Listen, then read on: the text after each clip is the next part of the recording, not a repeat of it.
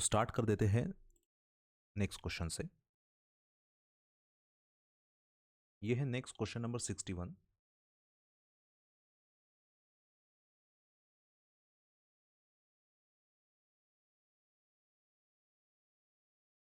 ठीक है,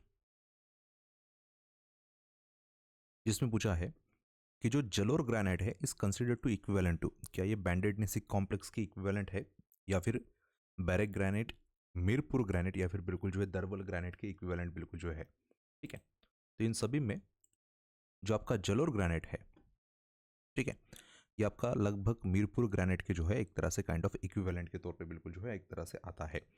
अब ये जो एरिया है कंप्लीटली एक तरह से जो पूछा गया है जलोर ग्रेनाइट, उसको राजस्थान के अंदर ऑब्वियसली बिल्कुल जो है एक ग्रेनाइट सिटी ऑफ राजस्थान के तौर पे भी जाना जाता है मेजरली। ठीक है, so this your Mirpur granite which is the plutonism associated with the Malani migmated events at the Mirpur approximately 3 kilometers south of the Sidrat village. This granite is co-related with the Jalor granite. तो आपका Jalore granite जो है वो आपके Mirpur granite के साथ को related है, वी कैन से हम इक्विवेलेंट इसको जनरली बोलते हैं। ओके, देखते हैं नेक्स्ट वन।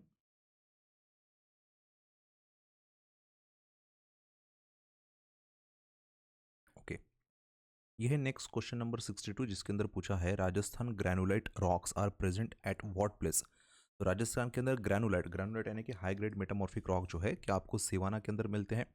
सिवाना वैसे जाना जाता है सिवाना रिंग कॉम्प्लेक्स के लिए जो कि again associated with Malani igneous suite ही है। आपका मोकलसर अगेन ग्रेनाइट के लिए जाना जाता है।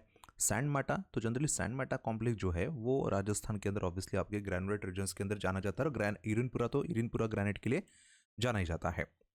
सो आपका जो सैंड मैटा कॉम्प्लेक्स एरिया है which is known for your granulite built in, ठीक है, एक तरह से सैंड मैटा कॉम्प्लेक्स और ग्रैनुलाइट की ही आपको उस कंटेक्स्ट के अंदर पूछा which is south east of Rajasthan के एसोसिएशन में आपको ये देखने को मिल जाता है। ठीक है, तो राजस्थान के अंदर ग्रैनुलाइट यानी कि हाई ग्रेड आपके पास मेटामॉर्फिक रॉक जो है वो आपको सैंड माटा रीजन यानी कि सैंड माटा कॉम्प्लेक्स के अंदर बिल्कुल जो देखने को मिल जाता है।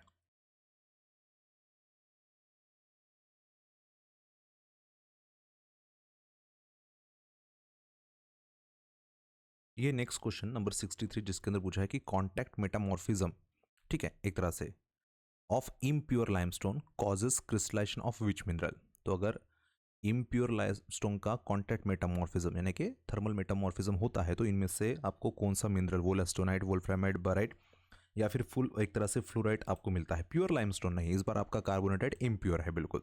ठीक है, तो ऐसे में जब थर्मल मेटामॉर्फिज्म ऑफ लाइमस्टोन हम एक तरह से पढ़ते हैं उसी के अंदर प्योर लाइमस्टोन की हम तो बात करते ही हैं। प्योर लाइमस्टोन का ऑब्वियसली बिल्कुल जो आपको मार्बल मिलेगा, लेकिन ठीक है प्योर लाइम अगर हो तो आपको मार्बल एज अ प्रोडक्ट मिलेगा।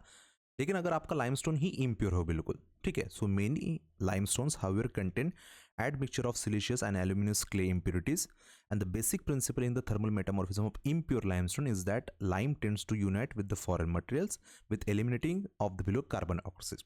और आपको यहाँ पे the chief minerals form under this condition are lime granite, vesuvinite, anorthite, वोलास्टोनाइट जो कि हमारे ऑप्शंस के अंदर है, डायोप्साइड, मेलाकोलाइट, ट्रिमोलाइट, जोएसाइट एंड एपिडोट जो है वो आपको एज अ इम्प्योर लाइमस्टोन के थर्मल मेटामॉर्फिज्म के प्रोडक्ट के तौर पे देखने को मिल जाता है। तो उनमें से हमारे पास बिल्कुल जो है वोलास्टोनाइट ये यहां पर बिल्कुल जो है प्रेजेंट है। ठीक है, तो ऑप्शन ए जो है वो है करेक्ट। देखते हैं नेक्स्ट वन।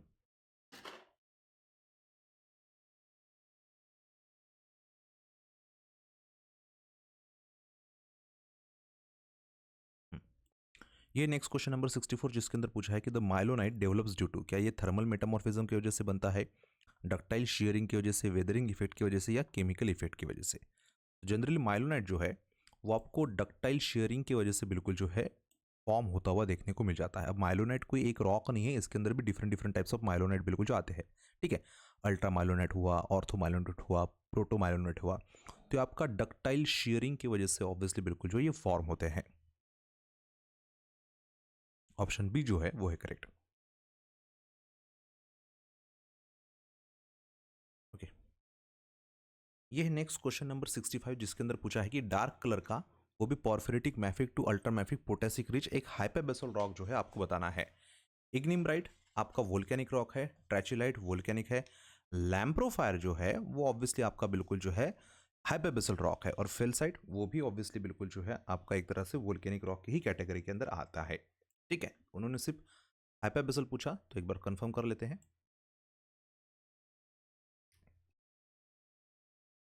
तो हाँ, लैम्प्रोफायर जो है वो आपका हाइपरबेसल के अंदर आता है। ठीक है,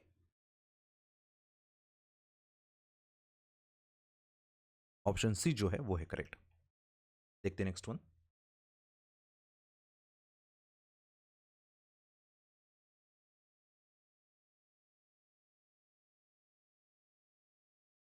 ओके, ये नेक्स्ट क्वेश्चन नंबर 66 जिसमें पूछा है कि what is the term use to denote the fossil faecals matters. बिल्कुल, क्या उसे आप मोल्ड बोलते हो, कास्ट, कोप्रोलाइट्स या ट्रैक्स एंड ट्रेल्स।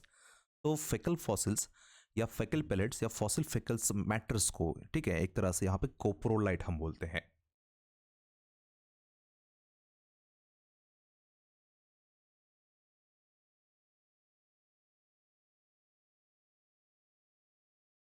ओके,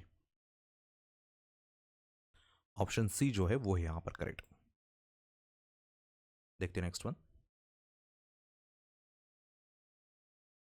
ये नेक्स्ट क्वेश्चन नंबर 67 जिसके अंदर पूछा है कि study of fossil pollens grains and spores उसे आप क्या बोलते हो। इथेनोलॉजी, इथेनोलॉजी जनरली हम स्टडी ऑफ ह्यूमंस को या study of characteristic of different people को जनरली बोला जाता है। पैलिनोलॉजी, यस पैलिनोलॉजी को हम बोलते हैं। पैलियो इकोलॉजी ऑब्वियसली एंशियंट बिल्कुल जो है ecology of between your organisms. Pedology यानी कि साइंस ऑफ सॉइल को एक तरह से हम कहते हैं। तो पोलन ग्रेन्स और आपके जो स्पोर्स है उसके स्टडी को, जो कि एक सब ब्रांच है आपकी पैलेंटोलॉजी की, हम पैलिनोलॉजी बोलते हैं। The study of spores pollens, however, from the distinct part within the micropaleontology is simply known as your palynology. देखते हैं नेक्स्ट वन।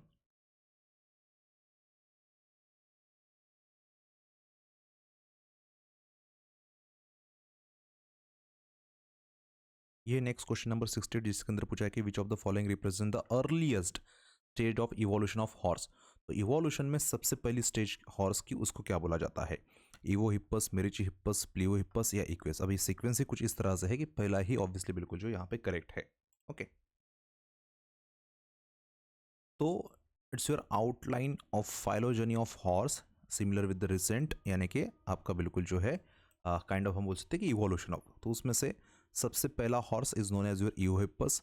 उसके बाद जो एज पर द ऑप्शंस के अंदर बिल्कुल आपके पास था विच इज़ योर मेरिचिहिप्पस। ठीक है, मेरिचिहिप्पस के बाद आपके पास है प्लियोहिप्पस, एंड प्लियोहिप्पस के बाद द रिसेंट हॉर्स, ठीक है, जिसको हम बोलते हैं इक्वस बिल्कुल। सो सबसे पुराना यानी कि बिल्कुल जो है earliest stage is known as eohippus. Option A जो है वो है करेक्ट। देखते हैं नेक्स्ट वन। ओके, ये नेक्स्ट क्वेश्चन नंबर 69 जिसके अंदर पूछा है कि calymene fossil belong to which of the following. क्या ये कोई ब्रैकियोपोड है, या फिर ये कोई ट्रिलोबिटा है, लैमिली ब्रांचिया है, या इकोनॉइड है।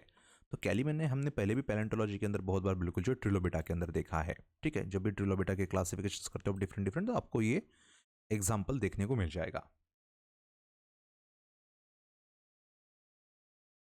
ऑप्शन बी जो है वो है करेक्ट। ओके, ये नेक्स्ट क्वेश्चन नंबर 70 जिसके अंदर पूछा है कि ग्रेप्टिलॉइड या on the earth exist during which time. क्या ग्रेप्टिलॉइड अर्थ के अंदर पैलियोजोइक टाइम के अंदर थे, मेसोजोइक, नेसो, या आपका नियो या मेसो प्रोटोजोइक के अंदर बिल्कुल थे। ठीक है, तो उनका अगर जियोलॉजिकल हिस्ट्री अगर देखा जाए तो एज पर वो फर्स्ट टाइम बिल्कुल जो है एक तरह से हमको देखने को मिलेंगे लोअर पैलियोजोइक के अंदर। तो फिलहाल लोअर तो नहीं है, बट पैलियोजोइक टर्म जरूर हमारे इसके अंदर है। तो ग्रेप्टोलाइट्स, ठीक है, जहाँ पे ग्रेप्टोस का एक तरह से सिंपल सा मतलब ही होता है राइटिंग, एंड लिथॉस, ठीक है, लाइट्स एंड लिथॉस मीन स्टोन यानी कि रॉक। तो ऐसे एक तरह से बिल्कुल जो है आपके ऑर्गेनिजम्स जो ऐसे अपियर्ड होते हैं कि रॉक के ऊपर किस तरीके की स्क्रिप्टिंग से लिखा गया है। ठीक है, तो उस कंटेक्स्ट में ये नाम ऑब्वियसली लिखा गया था। तो found in marine lower palaeozoic बिल्कुल रॉक। इट्स योर लोअर तो नहीं है, but it is a palaeozoic time. Option A जो है वो है करेक्ट। रिमेनिंग क्वेश्चन देखते हैं नेक्स्ट वीडियो के अंदर।